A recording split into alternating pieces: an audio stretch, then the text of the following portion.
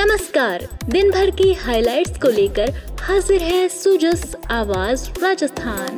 Sujas podcast में मेधा से आप सुन रहे हैं प्रदेश के मुख्य समाचार। नजर सबसे पहले आज की सुर्खियों पर। मुख्यमंत्री भजनलाल शर्मा ने अधिवक्ताओं की भूमिका को बताया राष्ट्र निर्माण में अहम। राजस्थान बार काउंसिल को दी 7 करोड़ 50 लाख की सहायता।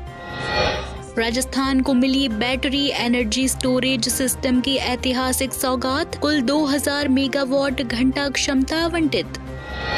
पंडित दीनदयाल उपाध्याय अंत्योदय संबल पखवाड़ा में राहत की बौछार, ग्रामीणों को मिला संबल। और प्रदेश में कल से बढ़ेगी बारिश, मानसून रहेगा सक्रिय। चूरू में सबसे अधिक 9 सेंटीमीटर वर्षा दर्ज। और अब खबरें विस्तार से।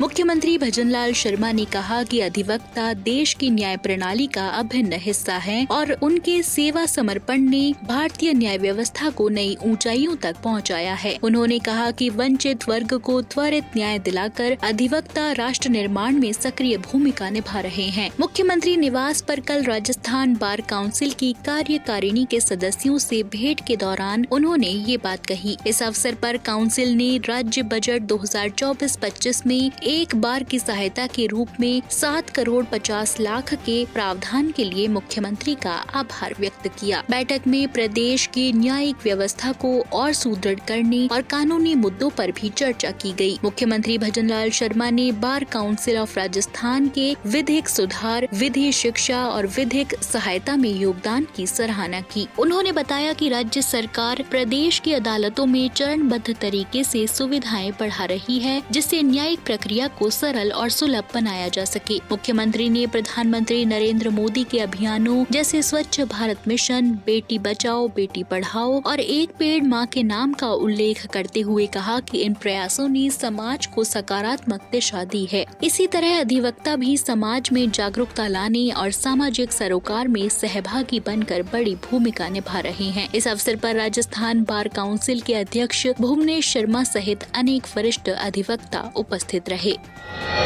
राजस्थान को ऊर्जा क्षेत्र में एक नई ऊंचाई तक पहुंचाने वाली बड़ी सौगात केंद्र सरकार की ओर से प्राप्त हुई है। प्रधानमंत्री नरेंद्र मोदी के नेतृत्व में भारत सरकार ने battery energy storage system BESS के वायबिलिटी गैप फंडिंग VGF योजना के तहत राजस्थान को 2000 मेगावाट घंटा क्षमता आवंटित की है। मुख्यमंत्री भजनलाल शर्मा ने इस ऐतिहासिक उपलब्धि की जानकारी देते हुए बताया कि BESS योजना के अंतर्गत राज्य घटक और CPSU घटक के अंतर्गत 1000 मेगावाट घंटा की क्षमता आवंटित की गई है। भविष्य में इस योजना के तहत कुल 6000 मेगावाट घंटा BESS क्षमता राजस्थान को प्रदान की जाएगी। मुख्यमंत्री ने कहा कि यह योजना राज्य के ऊर्जा बुनियादी ढांचे को सशक्त बनाएगी और नवीकरणीय ऊर्जा के उपयोग को प्रोत्साहित करते हुए ग्रिड स्थिरता को बढ़ावा देगी। राजस्थान जो पहले से ही सौर और पवन ऊर्जा के क्षेत्र में अग्रणी है, अब ऊर्जा भंडारण के क्षेत्र में भी देश में प्रमुख भूमिका निभाने के लिए तैयार है। मुख्यमंत्री भजनलाल शर्मा ने सोशल मीडिया के माध्यम से संदेश में इस महत्वपूर्ण आवंटन के लिए प्रधानमंत्री नरेंद्र मोदी और केंद्रीय विद्युत मंत्री मनोहर लाल का हार्दिक आभार प्रकट किया। उन्होंने इसे राजस्थान के लिए ऊर्जा आत्मनिर्भरता की दिशा में एक बड़ा कदम बताया। BESS परियोजना से सौर और पवन ऊर्जा के दोहन को बेहतर बनाए जाने, बिजली की निरंतरता सुनिश्चित करने और आपूर्ति में लचीलापन लाने में मदद मिलेगी, जिससे राज्य के उद्योगों, किसानों और आमजन को प्रत्यक्ष लाभ मिलेगा।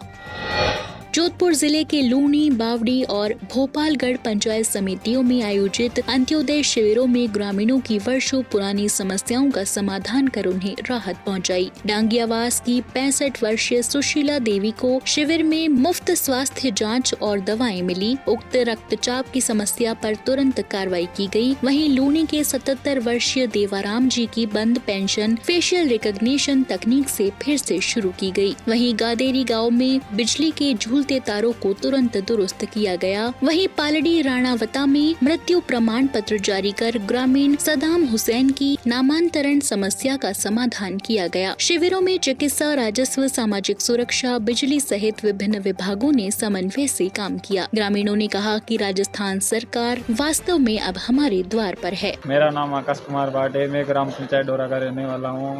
मैं पंडित दीनदयाल उपाध्याय शिविर में आया हूँ, जिससे मेरा नया जॉब कार्ड बना है। इससे मैं नरेगा में काम करूँगा। मैं राजस्थान सरकार का बहुत बहुत धन्यवाद करता हूँ। आज कैंप लगा था शिविर पंडित दीनदयाल उपाध्याय योजना का, तो उसमें हमने कई दिनों से एक रेलवे स्टेशन के पास वन विभाग ने पेड़ लगाने के लिए जमीन ली थी गांव से, तो वो पेड़ तो लगे नहीं, बबूल हो गए बड़े बड़े। उनको हटाने के लिए कई बार शिकायत की और आज जाके प्रभारी ने आश्वासन दिया कि 2-3 दिन में हट जाएगा। आज काम हाथों-हाथ होने की संभावना है। मुख्यमंत्री साहब का धन्यवाद देते हैं भजनलाल जी। इसी कड़ी में राज्यपाल हरिभाऊ बागड़े ने आज जयपुर एयरपोर्ट पर उपराष्ट्रपति जगदीप धनखड़ की अगवानी की। इस अवसर पर राज्यपाल ने उपराष्ट्रपति को पुष्प गुच्छ भेंट कर उनका गर्मजोशी से स्वागत किया। ऊर्जा मंत्री हीरालाल नागर ने कनवास कोटा में उपखंड स्तरीय जन सुनवाई की। बड़ी संख्या में ग्रामीण जन समस्याओं के साथ पहुंचे। सुनवाई में बिजली, सड़क, शमशान, खेतों के रास्ते सहित विभिन्न विभागों से जुड़े 168 परिवाद दर्ज हुए। खास तौर पर खेतों के रास्तों से जुड़ी समस्याओं पर मंत्री ने एसडीएम और तहसीलदार को सख्त निर्देश दिए कि इस अभियान में कोई कोताही न हो। एक पुराने मामले के समाधान में देरी पर राजस्व अधिकारियों को फटकार भी लगाई। जनता को संवेदनशीलता और शालीनता से सुनने की नसीहत देते हुए श्री नागर ने कहा कि अधिकारी खुद समाधान तक निगरानी करें। उन्होंने कहा कि हम सेवक हैं, मालिक नहीं। मंत्री ने उम्मीद जताई कि भविष्य में जन सुनवाई की आवश्यकता ही न पड़े। जन सुनवाई में पीजी परीक्षा केंद्र, टोल टैक्स माफी, नरेगा कार्ड, उप स्वास्थ्य केंद्र, सामुदायिक भवन, डैम के गेट, पुलिया और शमशान मार्ग जैसे मुद्दे भी प्रमुख रूप से उठाए गए। संबंधित अधिकारियों को आवश्यक कार्रवाई के भी निर्देश दिए गए।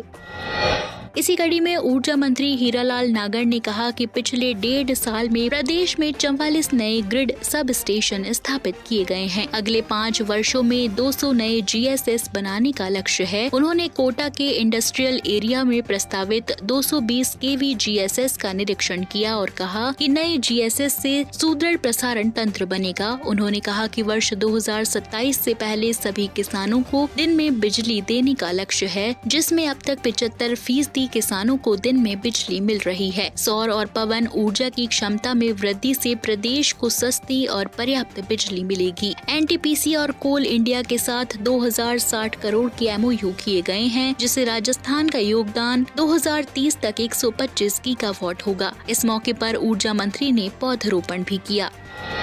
अलवर में आयोजित 1 साल सांसद संपर्क संवाद कार्यक्रम में केंद्रीय मंत्री भूपेंद्र यादव ने अलवर क्षेत्र के विकास कार्यों का लेखा जोखा प्रस्तुत किया। उन्होंने कहा कि बीते 1 वर्ष में पेयजल, शिक्षा, स्वास्थ्य, सड़क और रेलवे के क्षेत्र में अभूतपूर्व प्रगति हुई है। कार्यक्रम में अलवर टाइगर मैराथन 2025 की वेबसाइट लॉन्च की गई और सांसद संवाद पुस्तिका का भी विमोचन किया गया। साथ ही पीकेसी ईआरसीपी योजना से 15 लाख लोगों को पेयजल मिलने की जानकारी दी गई। कार्यक्रम में बड़ी संख्या में जनप्रतिनिधि और अधिकारियों के साथ आमजन मौजूद रहे।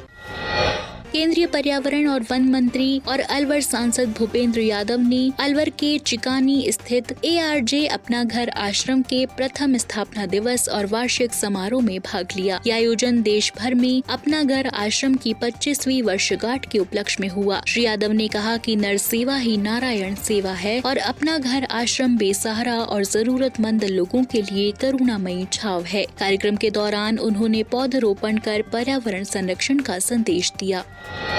और चलते चलते बात मौसम की। राजस्थान में बीते 24 घंटों में कई जिलों में हल्की से मध्यम और कुछ जगहों पर भारी बारिश दर्ज की गई। चूरू में सर्वाधिक 9 सेंटीमीटर वर्षा रिकॉर्ड की गई, जो पूरे राज्य में सबसे अधिक रही। राज्य में न्यूनतम तापमान नाथद्वारा के नजदीक सिरोही में 19.4 डिग्री सेल्सियस और अधिकतम तापमान बीकानेर में 40.8 डिग्री सेल्सियस दर्ज किया गया। मौसम विभाग के अनुसार पूर्वी राजस्थान में भरतपुर, अलवर, झुंझुनू, सीकर और प्रतापगढ़ जैसे जिलों में अच्छी बारिश हुई। वहीं पश्चिमी राजस्थान में चूरू, जैसलमेर, बाड़मेर, जोधपुर और बीकानेर जिलों में कहीं कहीं हल्की से मध्यम बारिश रिकॉर्ड की गई। राज्य में अधिकांश स्थानों पर हवा में नमी 65% से 100% तक रही, जो सक्रिय मानसून की पुष्टि करती है। मौसम विभाग ने 1 जुलाई से बारिश की गतिविधियों में और बढ़ोतरी की संभावना जताई है।